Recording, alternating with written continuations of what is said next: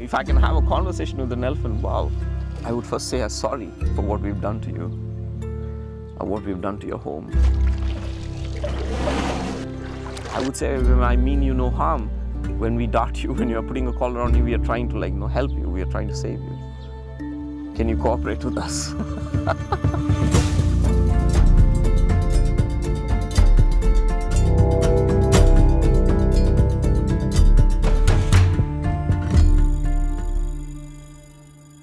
I got this email from Ang Myo Chit, one of our colleagues working for Smithsonian, about these 10 or 12 carcasses that had been found and they'd been skinned, and the pictures were horrible, and it shocked me to the core. I guess it was a mixture of emotions. I was sad, I was angry, I felt helpless, I wanted to do something. So our wildlife trade officer started investigating, and we found out that they use the skin. They make a paste with some herbs and use it as a treatment for dry skin and something for stomach ailment kind of thing. With ivory poaching, it was very targeted. It was only males. Now they're shooting everything, adults, young ones, males, females. Yeah. So that would just cause the population to collapse very fast if it's not dealt with. We urgently need to know how elephants are using the forest, where are they at what given time, what do they do, where can we focus our limited anti-poaching resources. I feel helpless. If I don't know where they are, I won't be able to protect them.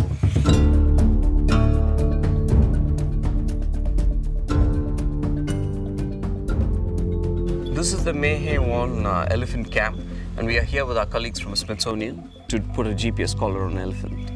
So when it comes to especially the poaching crisis, for example, the collaring is the immediate short-term solution. We are trying to find where the elephants are, trying to keep them alive. This unit here has, it's like a phone, but it only communicates with a satellite, and it has a GPS, so that it takes a location every 4 hours and it sends it up to the satellite. Because the elephants throw mud on themselves, they rub against trees, it has to be very sturdy, and that's why it's taken it takes a lot of toll on the collars when on an elephant back, and it had to be really tough to survive. They are filling the drug in the syringe. This is a very powerful drug. If you have a scratch and one drop of it falls on it accidentally, you could die if you're not given the antidote immediately.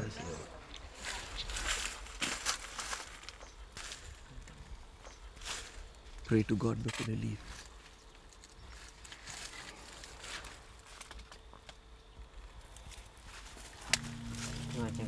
All the best.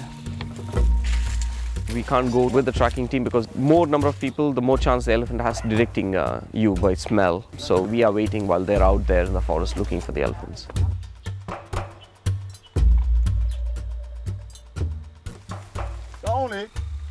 Yeah, the elephants have been darted. Now we have to hurry. Can we go? Honk? These guys are going.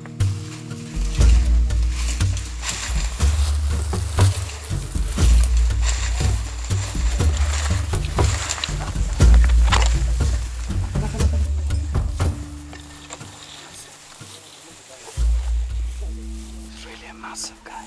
I know. I've never seen an elephant with this big a neck. Bend.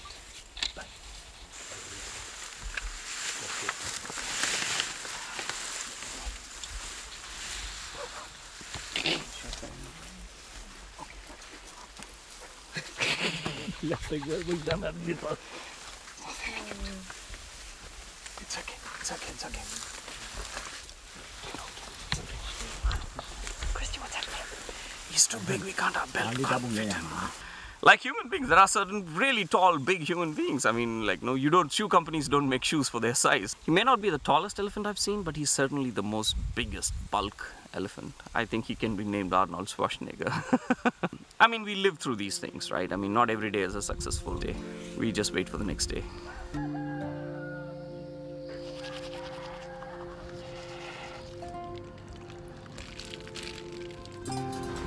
Let's go. This is what we came here for.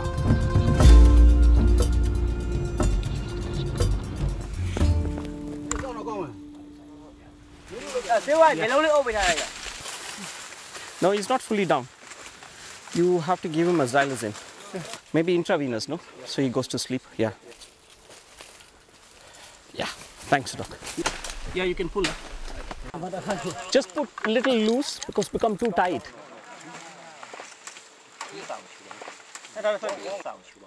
For the first few days they'll be curious, they'll be touching it and this one. Then eventually it'll be like a watch, that you wear a watch, you never feel your watch, right? Yeah. It's just something that you wear. I think we have to revive him, so people have to move. Okay. Go. I live for days like this. I mean, this is what I came into this field for. It was not to be like head an international INGO or like do things. It was to spend time with wildlife my entire life. I don't like intervening into a wild animal's life. It should not be done unless there was a solid reason for it to be done. I mean, I don't want a beautiful animal like that who's like the lord and master of its jungle to be, down where we are touching him, we are like, putting things on him. Yeah, of course, I don't want to do that. But no. If there was a choice, I wouldn't do that. But at the moment, there seems to be no choice. And what we are doing is the right thing to try and save them.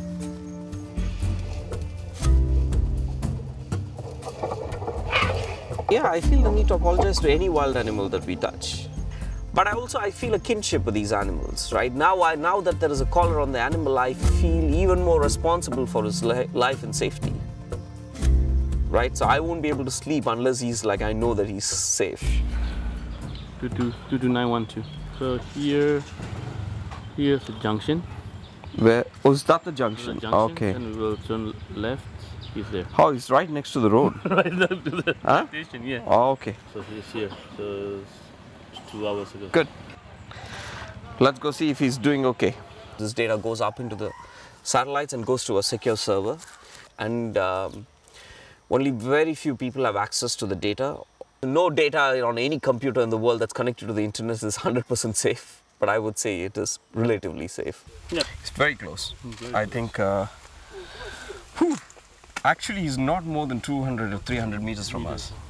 Using collars, we are trying to define what are the areas that elephants are using most, right? To then direct our patrolling more smarter, so that we are targeting to where the elephants are rather than patrolling the entire forest. Yeah, the Ong and the rangers feel that it's too dangerous and it's like too thick bushes. It's not safe to approach the elephant on foot. We will use the Kunki elephants that are being used for the patrolling sometimes, and we'll go see whether we can sight them from on the back of the elephants. It's safer to approach them on the back of Kunki elephants. He's gone this way. Oh, there. You can see him.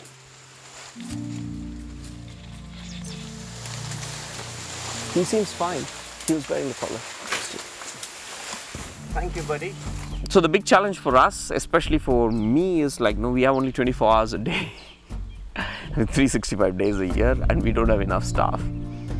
And I think if you want to do this, I think we just need to form bigger coalitions of various INGOs and NGOs and civil societies and villages. And I think it needs to become a movement rather than just another project that we are doing.